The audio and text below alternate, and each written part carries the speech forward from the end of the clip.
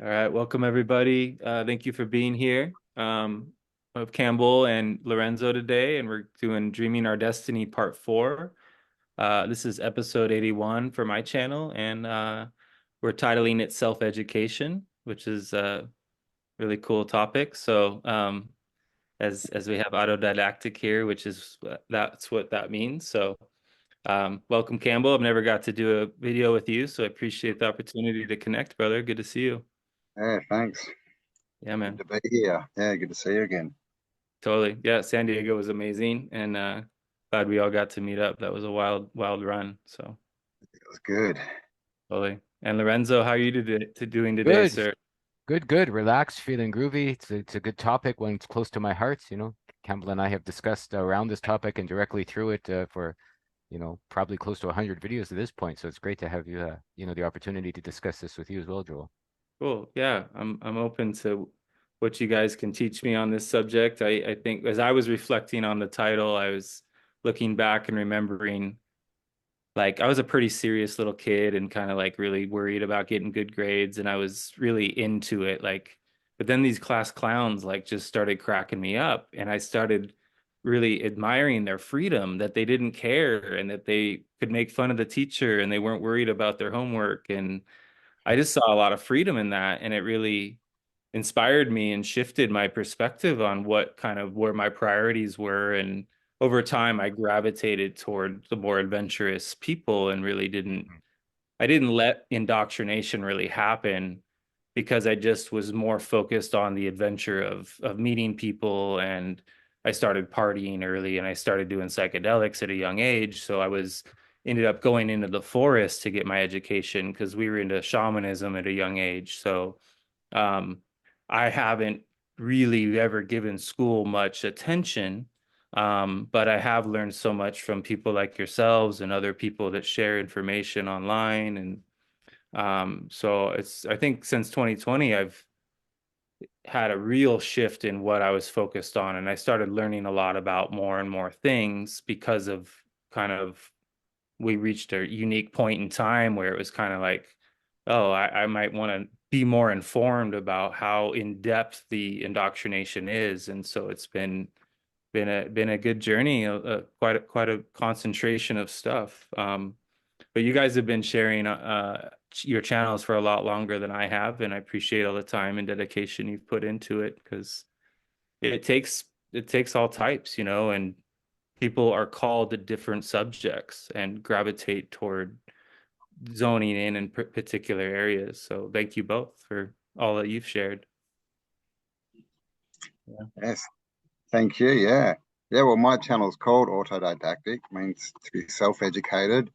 And my experience in school was I went to 7 schools in like 4 states. Dad was in mining, so I never was really there long enough to get indoctrinated. So it wasn't even really, a choice for me. So I was lucky that way. But what I found when I was young, and it was mainly to do with Christians, is that they preach one thing and they dress up for Sunday, and but then they live their lives nothing like Jesus would, right? Like they don't practice what they preach, and then listening to other people. This is when I was little, people were always embellishing what they were and what they were doing, and and basically lying.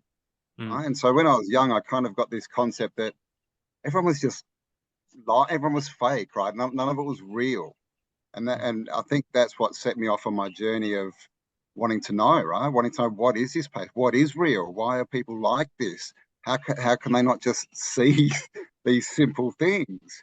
And so yeah, that was sort of what set me off on my journey of learning. And when I came across the word autodidactic, I was just like, oh, I love that word. It became my favorite word. And then putting it out as a channel, it's been great because not many people have heard that word, and now they associate it with self-education. They're like, yep, I want to do that. And so I think, yeah, like you said, just being ourselves. We've all got little truths. We've all got a piece of the puzzle, and if we get it out there, then it's going to affect some people, right? And hopefully help them on their journey. Mm. Yeah, Absolutely. And what a great way to meet people too. Like all the people we meet just by putting ourselves out there. I was never going to do this.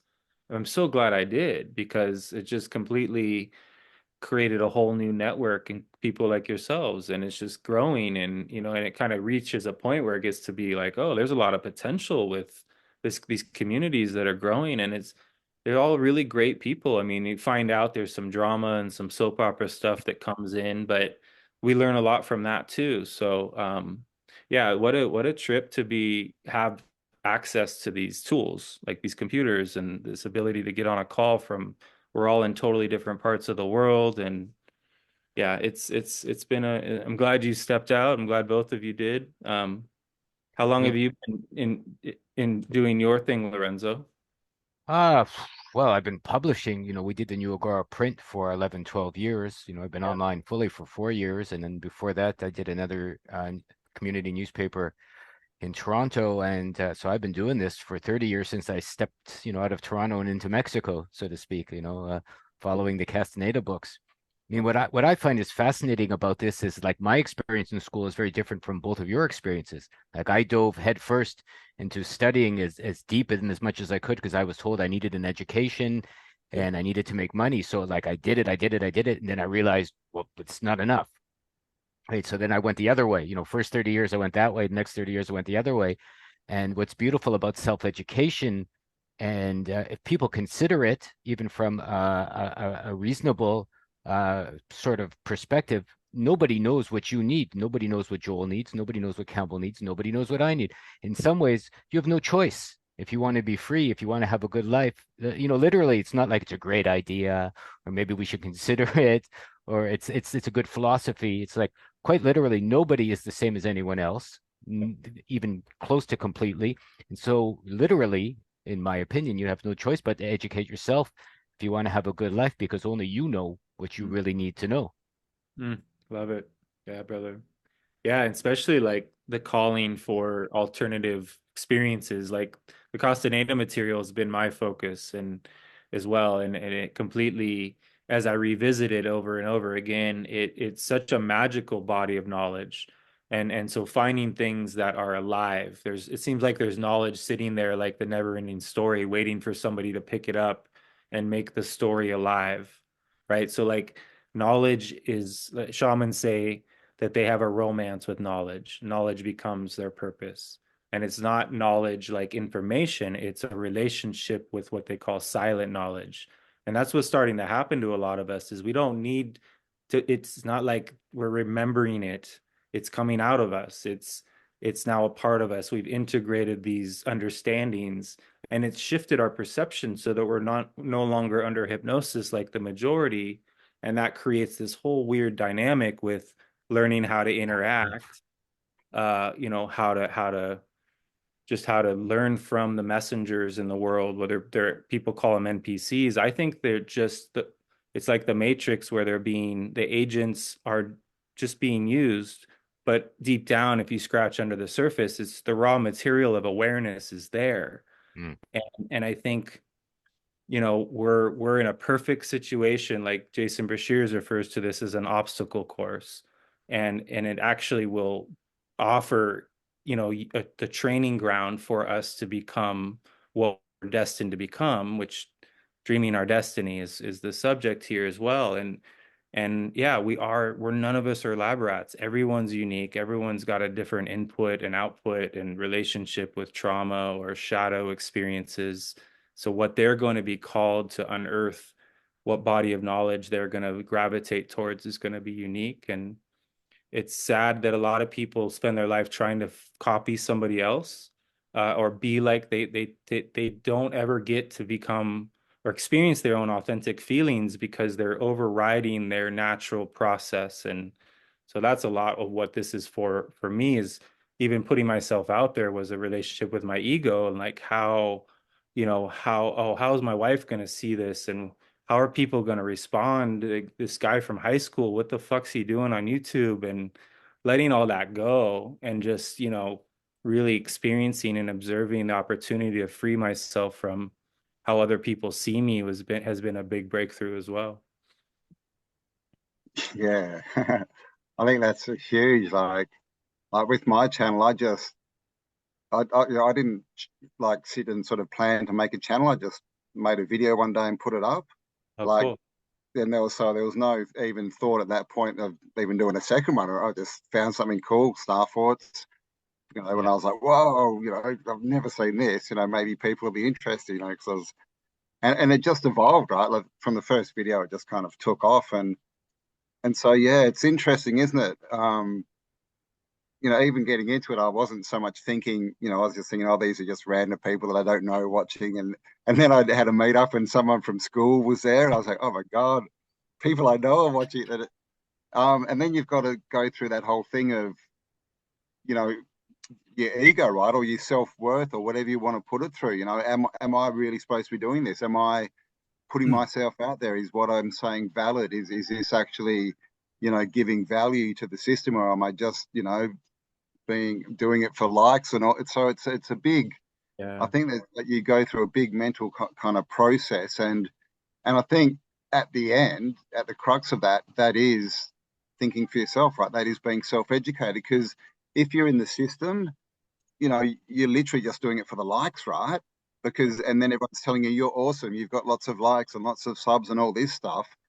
But you know, every time I make a video, like I'm always like, is that good enough? Is that worth putting out? And you know, live streams, like they're not easy, right? To go live, you know, because I don't, you know, script anything, right? I'm pretty much, it was like you were talking about before, all the information is to come into us, right? We're just kind of receivers. And I think they're all different frequencies. And as we attune to that, we embody it, and then we can, you know, we can go to accept more frequencies. So it's an interesting ride, but I think, yeah, at the end, self-educated is what we call awake, right? Mm. Because if you're not that, you're believing the system. And that's really your choice, right? Like, do you want to just believe what other people tell you, knowing that it's 99.999% opinion, Yeah. you know, and they don't know? Or do you want to think for yourself and make the decision? Like, see, people think it's harder to do that, but I don't. Because look at the alternative, man. Like, you die sad and broke, right? Totally. Yeah. I mean, the word self, you know, sovereign, like to become sovereign is to become your own, have your own relationship with source. Where in religion, you're expected to talk to somebody that can talk to God for you, or all these different weird, and the same with education. It's like they really created a condition. It was really well thought out too, how to indoctrinate people, how to make them useful slaves, you know. So we're really liberating ourselves, not just with these the process of having our channels, but by being curious, remaining open, being able to admit we might have something we thought we understood, but we totally were wrong. Like that's what I think makes somebody teachable. Like carpentry is hard to teach. It's hard to teach an old dog new tricks. But if you find somebody that's willing to learn and willing to learn a different system, then their life is going to expand just from their curiosity. So, yeah, I think these are really cool ways in which we learn about ourselves and how we respond to situations like going live. Like it takes courage. It takes courage to to to do a lot of things in life, and 90% of it is showing up. You know, and a lot of people avoid any situation that would be uncomfortable, and therefore there's not a lot of growth because they're not expanding their resiliency. So, yeah, I think No, I'm happy you mentioned uncomfortable. And I'm also happy that the three of us have in various ways touched base on the recapitulation, mm, which is an inner self-education. Like a mm, lot of people I've chatted with about self-education will understand the world out there has shared a lot of untrue facts, we'll put it politely, and a lot of BS and indoctrination. But it takes a different sort of courage, even a deeper sort of courage to actually do a recapitulation and then to self-educate yourself about yourself, to mm, go another level deeper and to see who you are, how you are, how you've already been indoctrinated so that you can untwist yourself, and go the other way. And that's a course or a lifetime study. You're recapitulating your whole life, and most people won't do that because you really, as you've said just a moment ago, Joel, you have to see where you were wrong. As Campbell says, lots where you've stuffed up, where you've made mistakes, where you've been an a-hole to yourself and others, and to accept that as your honest truth, and then I've noticed the three of us are laughing and smiling because, you know, people have misinterpreted what a recapitulation is good for. I think it's good for your humor and enjoyment and your power and your ability for comedy personally, because when you aren't afraid to play the clown, isn't that what Don Juan said or Castaneda said? Then you're basically a superhero in this world because you don't care if someone makes fun of you, yells at you, calls you names. You know, you keep going and you learn what you need to learn through those challenges, and that's what, you know, grows even beyond what you can imagine is Mhm. possible, I would say. Mm. Dude, I love it. Thank you. That's yeah. I think I've also heard it said that if you, no one, if you're willing to be a fool, nobody can make you turn you into one, right? Like when you truly don't care, like you could be the court jester, you could be the one to make fun of the king and the queen. Like that used to be a requirement that there was comedy, that there was humor in order to keep our sanity, and we've become so like, especially like flat Earth debates, like people are so invested and get so upset around being right, and there's just no curiosity. It's just like a fucking battle, and it's so incredible to watch. Like it's marriages are breaking up, everybody's going through this stuff over this subject, this one powerful subject, right? So if we can laugh at that, if we can see through what's happening to even the people that we're friends with, the truther community does this. They get in a situation where they're defending something instead of being able to just really see the personal freedom that comes with the reflection of those experiences. So yeah, recapitulating, going back and reviewing what shamans call stalking yourself, where you get to know the way your behavior has been um, rigid, where you see, the mindset that you were in and how it created the life that then manifested, and then you take full responsibility rather than being in victimhood around the elite did this to me, or those motherfuckers, like my friend wanted to literally kill Bill Gates, and he like had to go to the mountains and like scream for days because he'd let this idea of this, that if he could just get rid of this one guy, everything would be okay. And it's just crazy to watch. Like we're in a real theatrical performance in which actors on a stage. We're following our feelings and guiding us to our characters. But shamans learn to like let go of all that and drop their consciousness to such a deep place that they access these other layers of the onion, and then they come back much more curious and with more wonder and interest as to how they can use their time here, rather than uh, like we're like copying someone or trying to achieve a certain result. Day to day, you follow your feelings and it guides you in a much more natural process. Mm. Yeah, yeah. I think at this point I have to say my little quote. The statue's not finished when there's no more to add. The statue's finished when there's no more to take away. Mm, So life is literally a process of peeling back the crap, right? And that's just all stuff that's been put on us by the system, parents, friends, peers, all this kind of stuff. And we take it on, and then you'll hit a point where you realize a lot of it's not true, not good, and then it's a process of peeling back. But you've got to be able to admit you're wrong. And this is a thing that people just, have such an issue with. And we see it today. We're all like, how do these people keep buying, what they're saying? And it's because they've invested their whole lives in it. Everything, who yeah. they are, career, everything that they define themselves as is invested in the system. So, the last thing they want to do is admit to themselves that their whole life was a lie and they were wrong. But I mean, again, what's the option? You just keep doing that with the knowledge that it's the wrong thing, or you make a change. Yeah. Just be like water, right? Be fluid.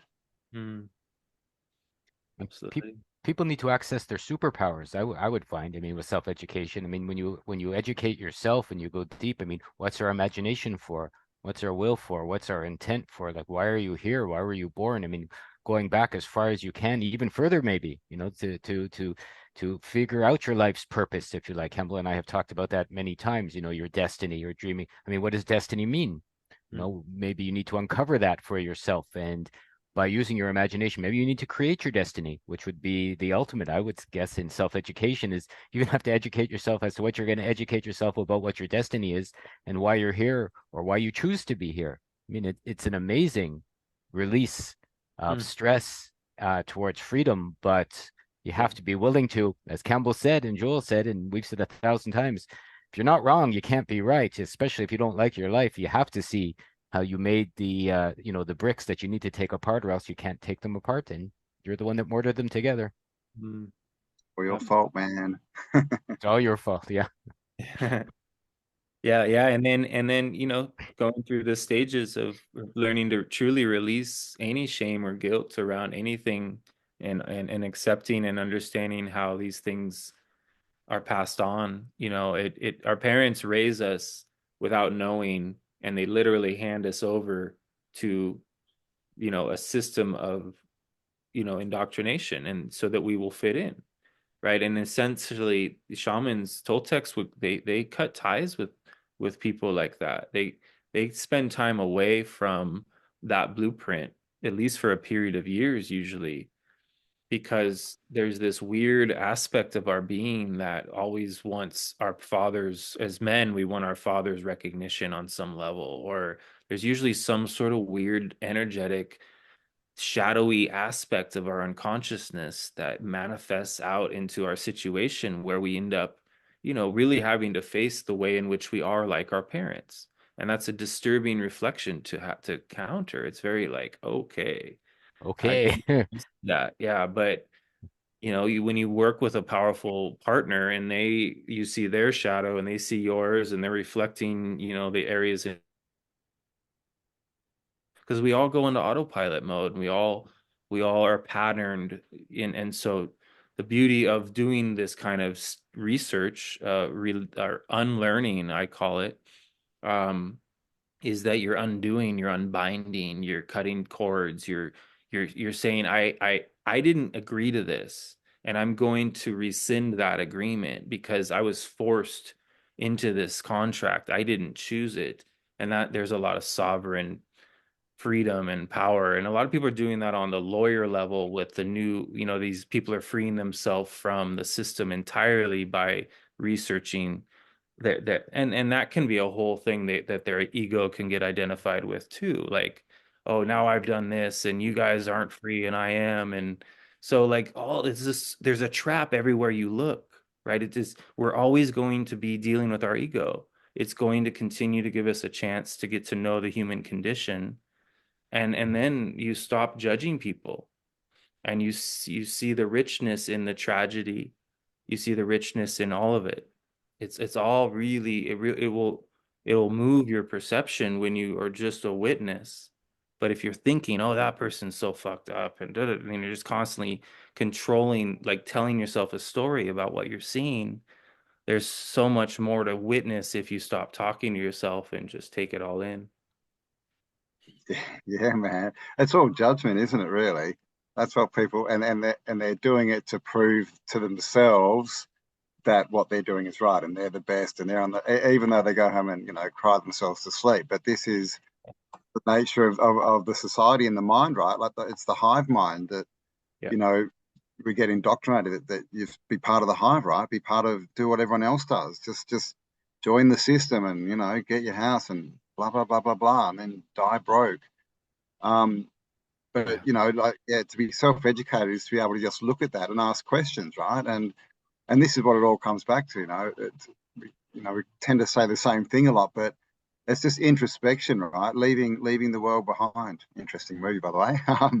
And going inside, right? And finding newer horizons, but also trusting yourself. Mm. Trusting that your thoughts are right, and it doesn't mean they're right for everyone.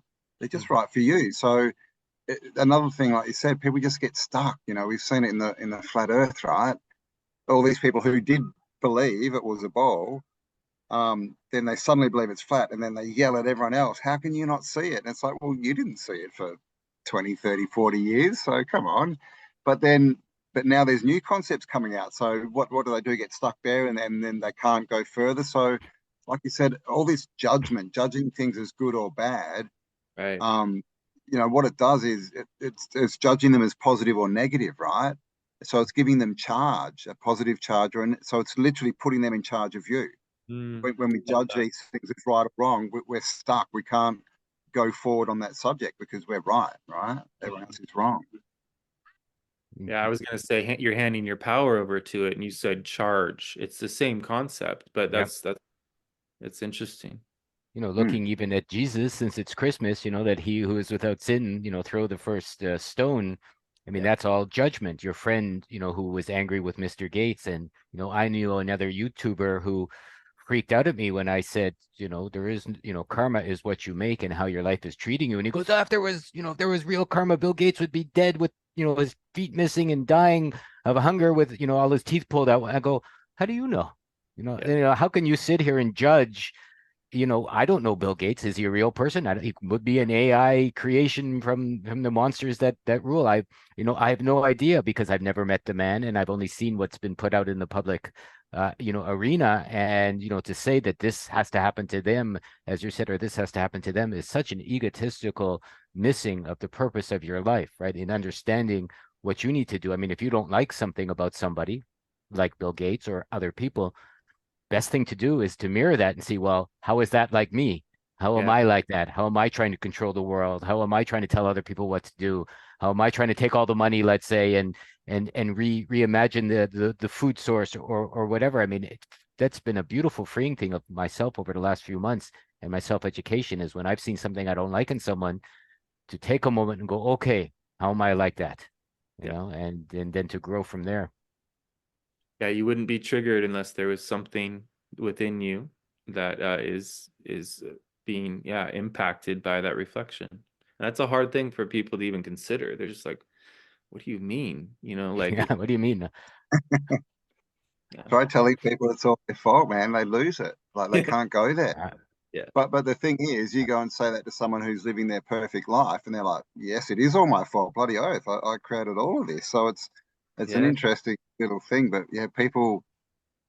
I mean, it's responsibility in the end, isn't it? People like don't want to be responsible and say, "Yeah, I created this. It sucks." And mm, so guess what? It's only me that can change it again. But I mean, to me, that's where the power is, right? Like I don't understand why people see that as a bad thing. I mean, that's the ultimate power. You can change it. mm, You can do what you want, right? mm, And I think it is self-evident that we do create, But like we see, people who are angry and the world sucks and all this, they tend to spiral down, right? Well, they all spiral down over time. So and they're creating that. yeah, And so, if you understand that you are creating it, you can maybe start self-reflecting and saying, "Oh, why is this happening?" And it's like Lorenzo was saying, and everything's a mirror. Everyone's a mirror. This is happening because I did this. Why is this person triggering me? Oh, because this part of me is what I see in them. I mean, but there's that saying, we like people because what we see in them we like in ourselves, and we dislike people because what we see in them we dislike in ourselves. So everyone is a mirror. mm. Everyone. Yeah, and the word responsibility, I'd never thought of it, but able to respond. Yeah, yeah. Mm. Ability It's to respond. Yeah. yeah. So like people that either are victims or victors. They are not able to typically operate in the neutrality of that in between. And including myself, I vacillate from not being worthy enough to being, oh, I've got this figured out. But it's hard to stay in that in between zone, and that's where that judge where you're able to suspend judgment, not only with others but with self. And there's a lot of self-love that happens. There's a lot of healing that just like emotions and like a weight comes off of you in stages because you really coming out of that patterning, and it's almost like there was some sort of construct that you were attached to and you don't have to carry it anymore. And so that's how I think of this realm, as a construct, as a phantom projection. And then we take it so seriously, but if we treated it like a dream, then we would learn dreaming and we would be able to go into other dreams.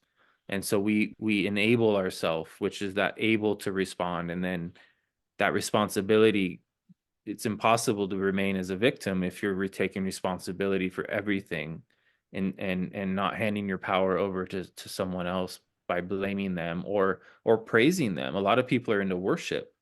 They worship truthers, they worship religion, they worship Jesus, they worship something out that's separate from themselves. And it's cool to honor Jesus if he existed, or honor these different people potentially, but worship is very much, or the devotees. It's just so crazy to watch how it all plays out with all the different archetypes. It's a fascinating thing, and it's not, according to the Toltecs, it's not just here in this layer. You can go into the layer of like this realm where everybody's bathing in light, white light, and they're praising, and there's like these other worlds where people, dreamers, actually get caught. They get suspended in the feeling of this connection and harmony, but it's just another trap, just like it took Carlos a lot of effort to not get swayed when Don Juan would help him visit these places. He'd have to pull him out of there because he was like, "Oh my God, this is heaven." And so, but it was just a one area that dreamers learn to go to and make observation about the nature of human behavior. And so we are not alone, and there's other beings doing other things, but we all operate from similar dynamics, and there's so much to learn from each other because of it. You're muted, Campbell. Sorry. We have this concept of giving your energy away, don't give your energy away, blah, blah, blah. And that's literally what happens when we, worship, have gurus, or hate intensely. We're sending out cords of energy and attaching ourselves to them. And it literally is sucking our energy, right? It's taking that away from us, but it's also keeping that influence. It's like, where attention goes, energy flows. Once you put enough attention on anything, you've built a tunnel of energy that's connected to it. And until you sever that, it's going to be sapping your energy, but also it's two-way, right? It's going to be feeding that thought process back to you, which is just going to make it more intense, and it's this big spiral down sort of motion. So be very careful with it's like they say, you become like the five people you most associate with. Be careful who you're giving your energy to, and think of yourself that it's without your energy, and in 100% or as close to that as you can be, who can you really help? You've got to help yourself first and be in that kind of person before you can really go out and do because a lot of people want to go out and change the world at the moment, and I'd say change yourself first. And just by doing that, you're changing the world, because guess what, people will be watching and they're like, oh, they changed, how did you do that? And off you go. But life's an inside job, right? Sorry, there's a few flies around here. Yeah. I mean, I have seen what's really interesting is why people just don't understand. I mean, if the world is horrible and sucks and it's challenged, and there's the viral shenanigans and the monetary shenanigans and the warming shenanigans and the sex change shenanigans that Campbell did a video on recently, and all these other shenanigans going on, it's like, why don't you accept the fact that you're here because you're strong. You're here because you can face all of this. You were born, or you chose to be born into crazy parents, crazy circumstances, a crazy part of the world, because that is the challenge. You accepted the mission before you came here, that you said, yes, I want to go here. I want to be a hero. I want to, if you're not getting over the hardest things, you can't be the biggest hero, the bravest man, the strongest member of your community, the pillar that stands there when all else breaks apart or breaks towards it. Says, are you sure you don't want to follow monsters? Are you sure you don't want to, become 500 pounds because, the media says it's beautiful now? Or, are you sure you don't want to chop your bits off because, you were born in the wrong body because, somehow when you were 12, you decided you didn't know how to be a man or a woman? I mean, to accept the responsibility of how fantastic you can be, to me is the ultimate goal of self-education. And if you haven't figured that out yet, maybe you need a little bit more self-education. Yeah, and it's inside, isn't it? People so often try to change the outside. Yeah. I want to be successful. I need the car and the house. I want to be buff, so I need the abs. I want to be, this and that, wearing, makeup and designer clothes and all this stuff, eating out at expensive restaurants that sell bad food. You see it all the time, but it doesn't change anything. If anything, people probably look at you more like, oh, well, what are they doing? But if you change yourself inside, then all that is, it becomes, it just comes naturally, right? It's a result of you changing. And it's because everything ultimately is energy. And we've got to, people want things, right? They want new experiences. So to do that, you need to change, which means you need to change, you know, what you're putting out. You know, for things to change, things have to change. And it seems like such a simple concept, right? But people just don't seem to be able to get it. You know, you need to stop what you're doing and start to do something different if you want something different. It's all fairly basic if people sit down and just think about these things, which is another thing people don't do, right? Is ponder. There's Okay. no more pondering anymore. People just don't sit and think. There's too much information coming in, and they're on their phone, and they're. But Yeah. I think we need to take some time out and just listen to ourselves and ponder. Yeah, contemplate. And I tell people boredom, if you can go experience some boredom, do it, like, because it's just intensity. It's just like if you really just sit in the room and do nothing and just like look at everything and don't do anything, and give yourself that intense experience. That the shamans call it not doings, the not doings that free you from the doings of the world. And it's incredibly liberating. It'll shift your perception significantly. But it's so confronting. You know, these things are not comfortable at first, because the mind requires, you know, in order for this hive mind, which we all have a part of, you have to be aware of it like a radio channel, and learn how to turn it off for periods of time, and then allow your imagination and creativity to come forward.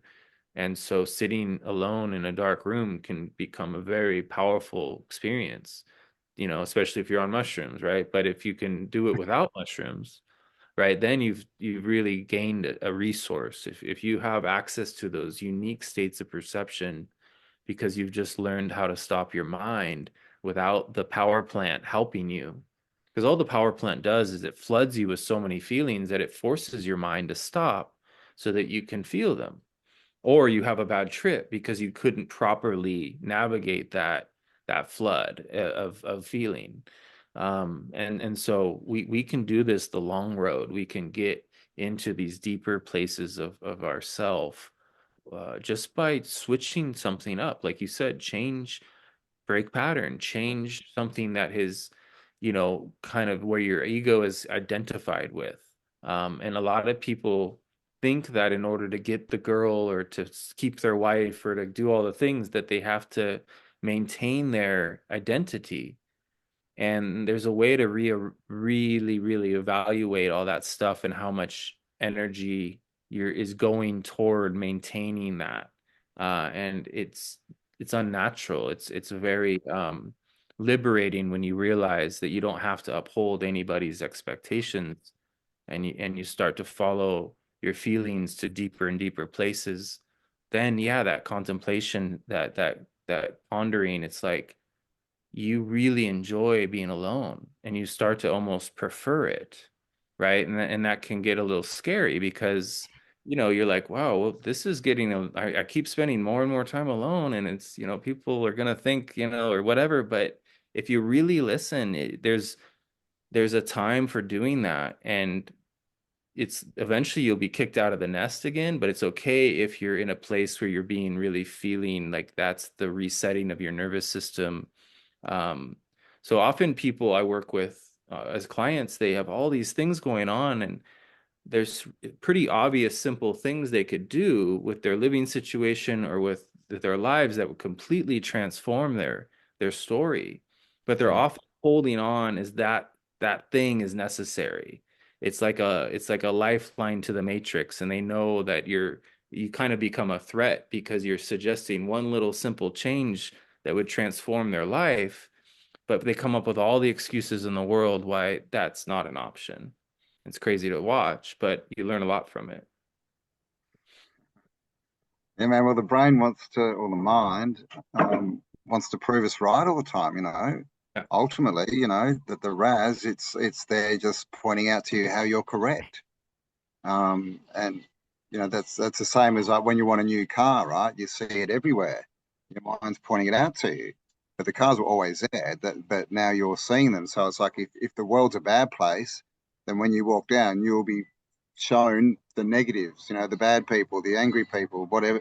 But someone thinking the world is a good place can be walking next to that person and only seeing the good.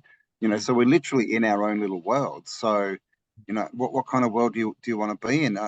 was actually the first video I did on my Spiral Up channel. It's the biggest question, is the world a good place or a bad place? Like ultimately, how do you see it? Is it for you or is it against you?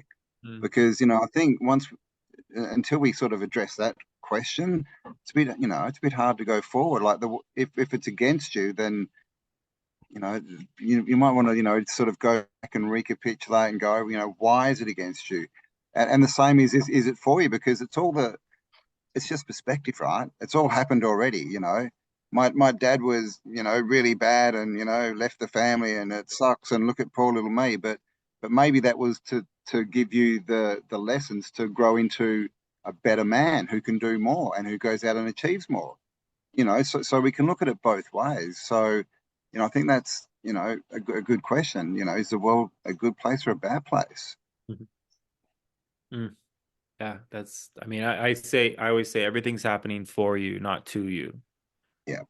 And when you really understand that, then even the things that you would think don't fit in that category, they do as well. And that's why I think this is a dream. I think we're dreaming.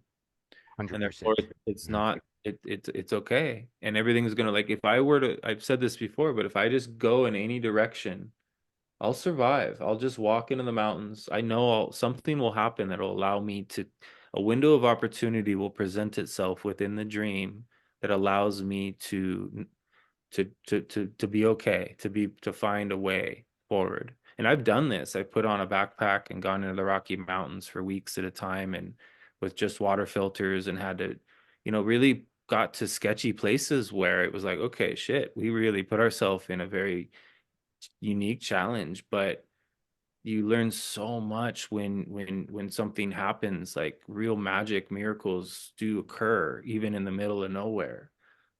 People come out of the woodwork literally. Like, it's it's Literally. it's a trip. So Yeah, totally. I figure that's the self-education part of wishing, or wishing in action maybe is intent, or praying and pray. I figure that's the difference in, like, if it's the same word to pray and to become prey. When you're asking someone to help you, or even a god, even a spirit, even someone else, you're telling the world you don't have it, right? You please to help me change this, please, help me, or I need $1,000 before I can do this trip, as you said, or maybe like every time I've hurt my body, or I've hurt a part of myself, or my guts or something, I never got better sitting on my ass. yeah. It's very funny. Sometimes I sat around for 3 or 4 days and my foot would still hurt when I hurt it, or my arm would, but it was getting up and exercising, or doing the walking, or doing the effort, or, going through the, I like sumo since I live in Japan, and there's an old sumo saying, heal in the ring. Basically, you don't sit on your ass, you get up and you heal in the ring. And life is like that, I figure. Like, oh, I just got to get over this relationship first, or, I just got to save $5 more thousand, or, in 2 weeks I'll be ready, to make that journey with you, come back when I'm feeling stronger. And it's never going to happen. You make yourself stronger by being stronger. You make yourself ready by being ready, right? You grow your power by growing your power. You go in another direction, as Joel said, and learn to live with magic by going in another direction and living with magic. I mean, life is very simple. Reasonably speaking, it's not so complicated. I think the difficulty comes in people being afraid to surprise even themselves about themselves. Like I said, people, you're worried other people have to hold up your reality, but people could be more worried about them holding themselves up in a reality that's not making them happy, because they're the one, holding up their dream by their intent, their thoughts, their beliefs, their purpose, their background, and hidden and not hidden. And that's why, and we've talked about it a few times in this chat, the recapitulation, I would feel, is essential, because then you get to see where you've made all of these, detours and beliefs and systems and intent that only you can, untie, direct, clean, as Campbell said with the statue, carve, however you want to look at it. There's a million ways you can look at having to, to change yourself for yourself, and this will help you. I mean, maybe that's your destiny. What if it's as simple as that? Your destiny is fully understanding yourself. Wouldn't that be an amazing destiny? Mm. Yeah, I like that. It's recapitulation allows you to reach the 0 point, and in that place you can you can understand your magical blueprint. Because a lot of the things that happen to you are magical. Some of them you can go erase some of the patternings that are keeping you from evolving, though. And so it's not like you throw it all out. You really go and get to know like all the feelings that ever came into your being, especially as a little kid. They're like part of your dharma. It's like you were influenced by feelings that set the course of your life. And somebody said one thing one day and it completely changed the way you think about things, you know.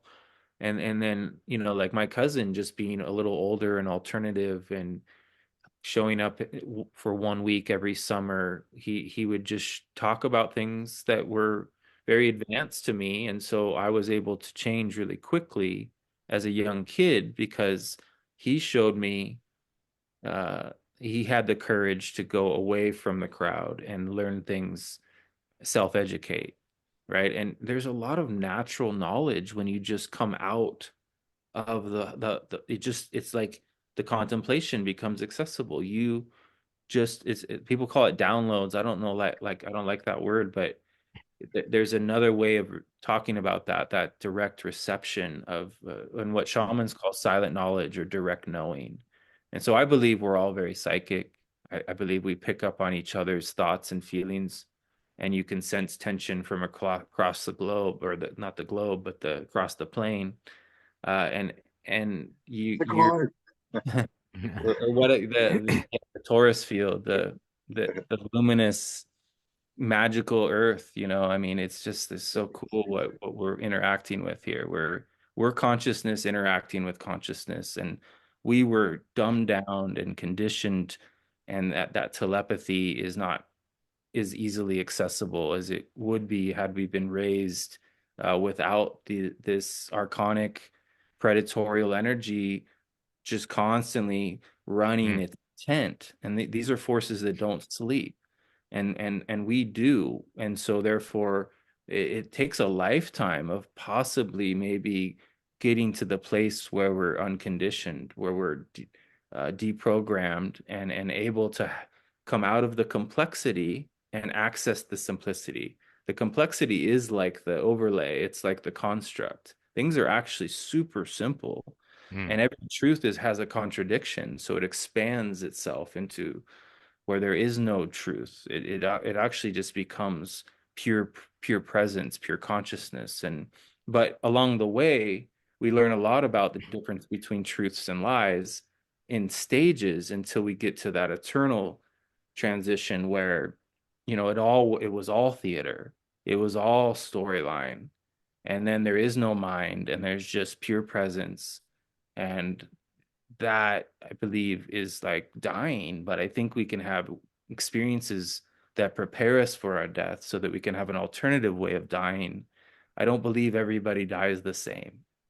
I think there's a lot of opportunity that we wouldn't be here if there wasn't some incredible purpose to it. And I think our conception and our death and everything in between and everything beyond is I think we are immortal in that respect. But I think if we start behaving like we're mortal, we won't miss out on this life. As a lot of people they behave immortal, even though they know they're mortal.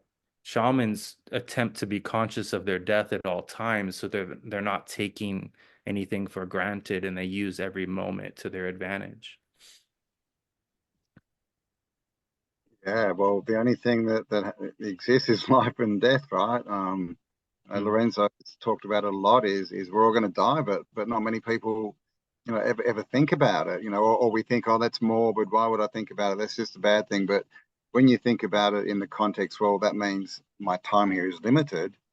Then it can become powerful, and so that's the whole non-judgment thing, right? Yeah. Like if you're fluid and you're not judging things, and you can just okay, take it as interesting and contemplate it. It's so much more of an interesting place to be, right? And all we have is now. We can't change things yesterday. We can't change things tomorrow. All we can do is act now, make choices in the now. And I think if we spend most of our time, I'm not saying don't make plans and don't try and manifest good things, but if all your time and is spent in the past or the present, well, what time's left for living? Because we are here, right? We are having this experience. yes, we're energy. Yes, there's other things around this, but at the moment, we're physical beings in a physical reality having experiences. So why not be there and have them?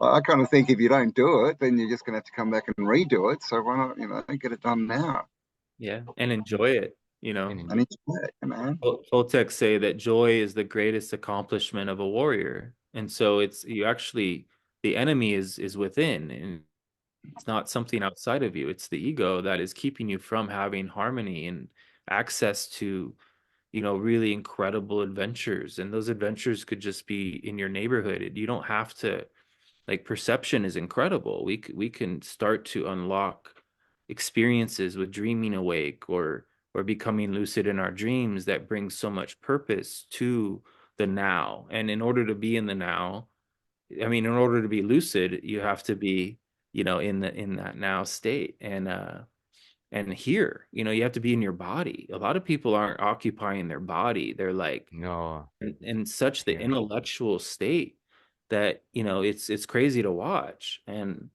that's okay. I mean, some people I learn a lot from who aren't in their body. It's like they're trippers and they're doing their thing, and I'm thankful that they are the way they are. But I see that and I reflect, and I'm like, oh man, I really want to be in my body. Like that makes me want it even more when I'm around someone that isn't. And I used to be very ungrounded, and I would take a toke and I couldn't get back in my body. I was just didn't know how to stay rooted. And it took a lot of martial arts stuff after a lot of shamanic stuff to sort of integrate and bring it all together, because expanding perception can be ungrounding if nobody's helping you or pointing out the benefits of or helping you with the reflection of the fact that you are ungrounded. You can go your whole life without really understanding how good it would feel to be in your body. Yeah. I mean, I think one thing I want to add, since, this whole for part one, which may go on at Dreaming Our Destiny, is maybe people are missing the forest for the trees. I know I was. I mean, look, everyone goes to sleep and wakes up every day. Everyone Mm. goes to bed and has a dream and wakes up every day. I mean, why is that part of us? I mean, the scientists will say one thing, you need to recoup, you need to regenerate, but maybe it's simply the spirit showing you life is a dream. This life is going to come to an end, as Campbell said, but maybe it's not a horrible thing if you're in your consciousness, as Joel, if you recapitulate, as the Toltecs say, if you get back to your wholeness, maybe it's simply you have one dream, then you have another dream, then you have another dream, and often enough, a lot of us will forget our dreams at night, but some of us won't forget our dreams at night. Some of us will remember our dreams, or sometimes yes and sometimes no. So maybe if you become conscious of your energetic system fully, and I feel this is the destiny and why we're here, you just wake up from one dream into another dream, but you get to keep the continuity that you choose to keep. Let's say the best of yourself. You go, whoa, that was a horrible dream. I'm so happy that's over. And sometimes you go, that was an amazing dream. I wish it would go on more. I mean, and maybe, that's the choice we all get to make, to dream our destiny, to make those conscious choices of what destiny even means and can be. Mm. Yeah, well said. What are you destined for? And I think ultimately, like, we get to choose, right? Like, we know. I mean, what's, sorry, I'm on the farm. I like it to wake up. Yeah. But I mean, it's a good question. Why are you here? What are you here to do? What are you waking up for? I think without some kind of destiny, you know, it's hard to go to enjoy this life, right? But we also have this thing from society where they're like, what, you think you're destined for something? Sorry. You think you're better than others, do you? We've got this weird thing where that's really what we all need, right? Is we need something that we're working towards, that we want to achieve. But when we put that out there, we're told that that's arrogant and all this kind of stuff. Yet, who do then people go out and worship? Is the ones who have done what they want, right? So it's this weird Yeah. thing, and it's just really like getting over yourself. Like, just get over yourself. Right? It's like, if with the whole self-help thing, like self-help really, like the whole industry, like, because if people read a self-help book or went to a seminar and just believed it all and just went in, they would change their lives instantly, right? But the whole the whole system is there, the whole industry is there just on trying to get people through that, like get rid of all the crap, just get over it and just start. And so that's the ultimate answer, right? Just decided to do something that you want to do and start it. That's it. Because, you know, the secret is if you don't like it, you can change, right? And that's it. So why not do something rather than sitting around, you know, talking yourself in and out of it, writing all these lists of why you shouldn't do it and all this, which is all system stuff. It's all how will my life work? Will I make money? It should just be, will I enjoy this? Will I have fun? Yep. Start. Don't just start. As you start, you'll make mistakes, you'll learn, you'll start to get, you know, work out the pathway. But yeah, people just want to sit and just work it all, like you said, stay in their head too much, out of their body. And when you're out of your body, you end up not doing much. Mm. Mm. Yeah, people don't give themselves permission to find a path of heart and to walk on it. They feel that they're not worthy of it, and then they're like police guards if you try to do that. They like are like, how dare you? Like, you know, or I think you're going to be very disappointed. You're going to find out that the world is just not meant. There's not that kind of freedom here, you know, and so you have to like really not, you know, a lot of the famous musicians talk about this, that they had to listen to that inner voice and not let anyone else distract them from what they felt that they could do, you know. And then but then they end up with all this fame and they become drug addicts. And I mean, be careful what you ask for, right? Like it's a everything is you're gonna get what you ask for. And the trip that do you have the discernment to really contemplate what you really want before you ask? And so I just, if anything, I ask for joy. And then life continues to bring me experiences and lessons and experience, you know, just doors open for me to have more and more relationship with that ecstatic intensity. And then it's like a vision starts to form, and I'm being guided rather than like necessarily, you know, it's like I'm speaking to my future self, and it's giving me sort of the runway. It's giving me the go ahead and helping me to process the. And I mean, speaking of destiny, it's, you know, Carl Jung would say whatever he said about that, if you unless you deal with the subconscious, your shadow side, it it will rule your life and you will call it your destiny. Right? So for us to go and face our wounds, to get honest about our feelings and really do the recapitulation, we will we will reveal the thing that was kind of running the show. And it's a blueprint, right? So that's why really getting to know your blueprint, stalking yourself, breaking pattern, walking backwards, you know, observing the shadows, doing something that's people would think is embarrassing is very liberating, you know. Uh, I do strange movements for the Toltec movements in public, you know, by myself. I I dance really insane, you know, at concerts. Like I allow myself to fully experience things as if I'm the only person there. And there's just, you know, it's triggering to people, and some people are like really fascinated by it. And so it creates a lot of liberation on both sides of it. So there's just opportunity to even just going to the grocery store. And a lot of people think that in order to be free, they have to have a type of job that isn't of the matrix. But shamans go into matrix jobs on purpose, in order to learn about tyrants, in order to learn and observe the unconsciousness of the workers, be able to have conversations, mundane conversations, without losing your energy, because you get you realize your purpose isn't about your career, your purpose is about your freedom. And so it doesn't matter what job you have or whatever, you could pick anything and you'll learn something from it. It's like the simulation is constantly giving no matter where you go, but it's all perspective. If you look at it like, oh, you know, that's a toxic environment, then it's a toxic environment.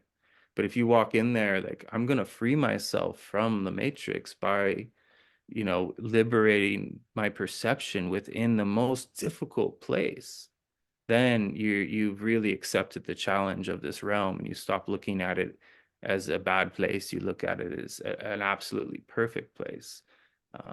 And that's how I feel about it, that everything is perfect and as it should be. Yeah, I'd agree. It's all for us, right? And when we want things, we have to deserve them. I Mm. think we have to deserve the thoughts and the things that we were doing to put us where we are, right? Like serve a new master, do something different, and that means when you say I want something, you're going to be given challenges, Yeah. and that's do you really want it? Do you deserve it? Because some people go out too hard and walk away, Mm. and you know there's no mistakes, right? There's only mistakes. Mm. Just take one, take two. If you stuff it up, take 150 if you need it. But they're just mistakes, right? That's nothing bad. It's just saying you've just learned a way not to do it. Awesome, right? Great. You're closer towards your goal. So it's just all, like you said, it's perspective. It's just how do you want to view the world? And if you want to view it differently, you can. You Yeah. just can. And you have ultimate choice in who you are and who you want to be. Mm. Yeah, and a Yeah. lot of really successful people in the Matrix refer to their where they learned the most was through failure. So they Mm. tried to launch a business, it didn't succeed, but that's where they really like found out what they were made of, right? So if you're not afraid of being embarrassed, if you're not like, oh, if this doesn't work, everyone's gonna know and they're gonna see me as a failure. If you're in that mindset, then you'll never take a risk and you'll be caught in the complexity of your fear paradigm. And so there's going to be times where we're put to tests, like leaps of faith are going to be required of those of us that are really here to really have an experience that is expansive. There's no way to stay in your comfort zone and have an expansive life. Yeah. Hmm. Awesome. Well, That's It's a good way to put it. Dreaming your destiny. I like that. No way to stay in your comfort zone and have an expansive life. You know, every time too I go, I have a chat. Every time I do a video, I don't feel comfortable. I always hear that voice that says, "Don't do that. You'll be sure. horrible. You'll be stupid. You'll be silly. No one's gonna listen to you. You're gonna say the wrong thing." Every time I've done hundreds of videos now, and I almost always hear that voice just before I get on. Don't do it. You know, go away.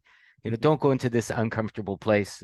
But once Yeah. again, I've learned so much even in this short, conversation that it was well worth going through being uncomfortable to listen and chat with you two gentlemen today.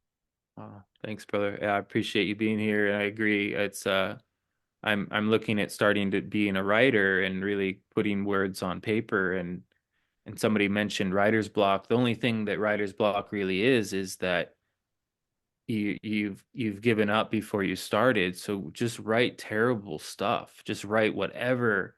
Just write, and you'll break through to a threshold and you'll discover, oh, I just needed to stay in that discomfort of feeling blocked and it'll move through you, right? So that could be applied to anything. And so yeah, appreciate you bringing that up. And thanks for being here, Campbell. Any as autodidactic himself, do you have any final words for this awesome program today?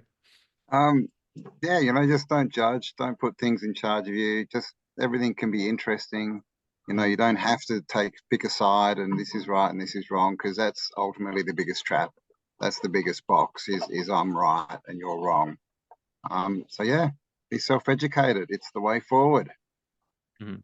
Beautiful. Well, you've set a prime example for us, and appreciate you guys very much for taking the time. And thank you to everyone for joining in and listening. And look forward to further talks with you guys. And we'll see you For all next sure. time. Yep, I'll send some Awesome. links to number 1 and 3, and already number 2 is up on your channel, so whoever wishes to can watch all 4 of these. I Yeah. think they've been a wonderful, wonderful series that my inspiration asked Joel, and Joel said yes, and they've gone places that we both didn't expect, I would say, but more wonderful than I could have hoped. So thank you for participating in this, Joel, and Campbell too. Thanks for the Thanks, invite, man. guys. I'm glad. Yeah. Thank you guys. All right. We'll see you all next time. Take care. See ya.